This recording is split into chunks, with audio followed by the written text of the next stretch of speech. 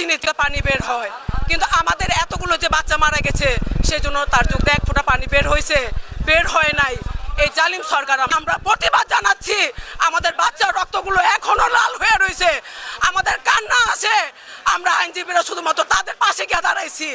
আমরা বিএনপিরা প্রতিশোধ নেওয়ার জন্য দাঁড়াই নাই, আমরা বাচ্চাদের পাশে গিয়ে দাঁড়াইছি। আমরা বাচ্চাদের মা, আমরা এই সন্তানগুলো আমাদের দেশের ভবিষ্যৎ। এই যে মেধাবী সন্তানদেরকে পাখির মতন গুলি করে মারছে, এই বাচ্চাদের কি অপরাধ ছিল? তুমি এই সংস্কারটা তুমি আরো আগে প্রচার করতে পারতা, কিন্তু এতগুলো বাচ্চা, প্রায় 1500 বাচ্চা মারার পরে তুমি এখন আমাদের বাচ্চাদের একটা মতো লাঠি ছিল, লাঠি আর কিছু ছিল না। পরপর এই ছেলেটাকে 4টা গুলি করা হয়েছে। প্রশাসন এবং ছাত্রলীগ মিলা আমাদের এই বাচ্চাগুলি, সোনার বাচ্চাগুলি রেখে মেরেছে। আমরা এটা প্রতিবাদ জানাই। এবং আরেকটা 75 আসবে, যে 75-এর মধ্যে আবার ধ্বংস হবে আওয়ামী লীগ সরকার। 21 বছর পর আসছে, তারা আবার 21 বছর পর এই বাংলাদেশের মাটিতে আসতে পারবে না, কারণ আমাদের এতগুলো সোনার বাচ্চা তারা হত্যা করছে, তারা এতগুলো সোনার বাচ্চা আমাদের মেরেছে।